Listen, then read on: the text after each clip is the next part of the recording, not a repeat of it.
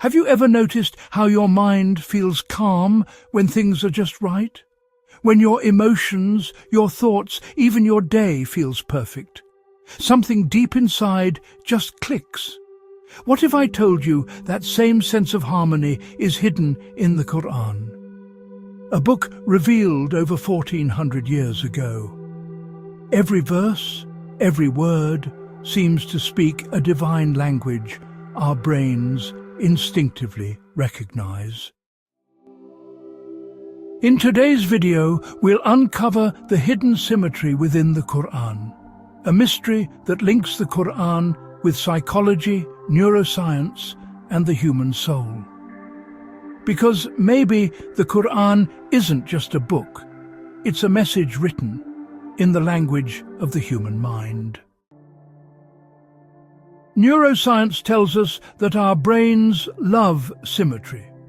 That's why we find beauty in the arc of a rainbow or the wings of a butterfly. Psychologists call this cognitive resonance, that instant recognition that something feels right.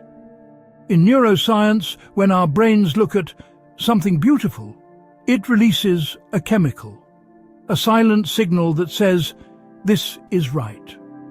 The Qur'an seems to speak that same neuro-linguistic code.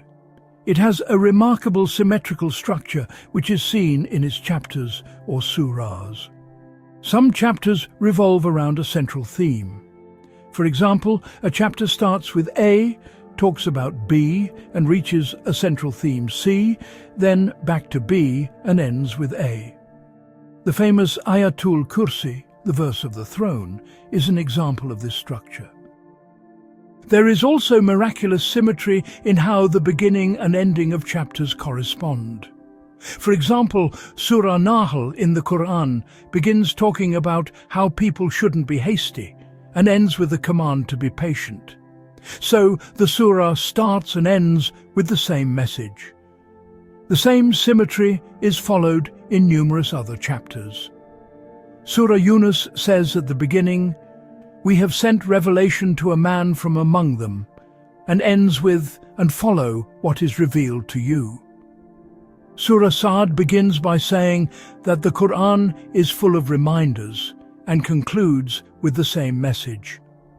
These are only a few examples that reveal the Qur'an is far more than a book. It's a message built on perfect symmetry and mathematical balance. If the Qur'an's chapters are built on symmetry, what about its words?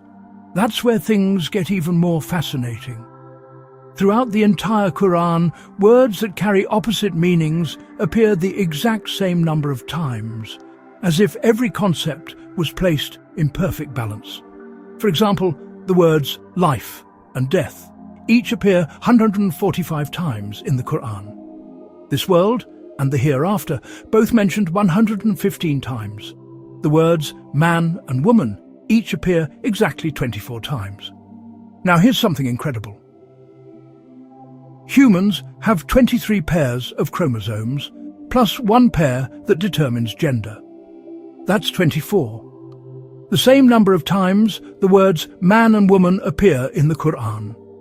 It's like every word, every idea was arranged with mathematical precision. Coincidence or divine design? The Qur'an doesn't just balance numbers, it also balances the good and the bad forces within us. Angels and devils are both mentioned 88 times in the Qur'an. Good deeds and wrongdoings each appear 167 times. That's not random. It's like the Qur'an is reminding us that every human carries both light and darkness inside, our good side and our bad side. Psychologists talk about this too. They say we all have two inner voices, one that pulls us towards what's right and another that tempts us towards what's wrong. In Freud's theory, this is the constant battle between the ego, the part of us that knows what's right, and the id, the part that wants whatever feels good, no matter the cost. Carl Jung took it further. He said every person carries a shadow. The negative side we often ignore. Jung believed that acknowledging our dark side is crucial for a complete and balanced psyche. The Qur'an echoes these same truths, but takes them beyond psychology. It doesn't just describe the conflict within us, it gives us a way to master it. It teaches us that real peace isn't found in denying our darker side, but in guiding it towards the light. But the balance doesn't stop with language, it extends to the physical world. The Qur'an mentions the word sea 32 times and land 13 times. Together, that's 45. Now divide 32 by 45, that's 71.1%, the exact proportion of Earth covered by water. If this were random, the math wouldn't align so perfectly. The Qur'an's word patterns exactly match the ratios found in the Earth. Could this be a sign that the book and the world were designed by the same creator? Before we continue, please show some love to our new channel, The Mind Merchant. Like, share and subscribe so we can keep making fascinating videos. Neuroscience reveals that when our lives feel balanced, the brain releases feel-good chemicals like serotonin and dopamine. These hormones are associated with pleasure, happiness, and reduced stress. That's the brain's way of saying, this feels right. So maybe this is why reciting or listening to the Qur'an feels so calming. Its rhythm and repetition aren't just beautiful. They speak to our neurological subconscious. Modern research shows that when sound, pattern and meaning come together, our brain reaches something called neural harmony, a rare state where logic and emotion move in sync. That's the same kind of harmony the Qur'an creates through its perfectly structured verses. So when you hear the Qur'an and feel peace, it's not just spiritual, it's psychological. Your brain recognizes the balance your soul already understands. The Qur'an teaches us that peace comes from living a balanced life, from understanding both sides and choosing what is right. You can't understand light without shadow or life without death. You can't long for Jannah or paradise without knowing about Jahannam or hell. Both exist to remind us that our choices matter. Psychology says the same. Our minds are wired to seek meaning between opposites. We define joy because we've known pain.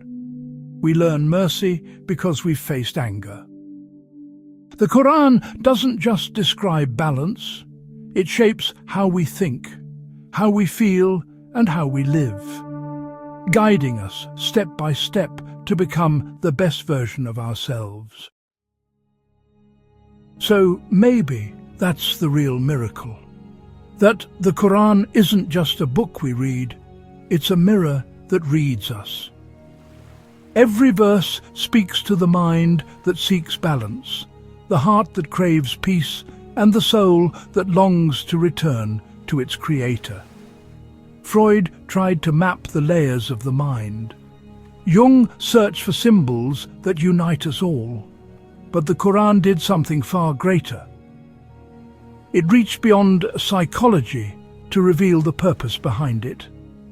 It teaches us to reflect on the universe, to seek truth until the heart finds peace and the soul recognizes its eternal home. Indeed, in the creation of the heavens and the earth and the alternation of night and day are signs for people of understanding.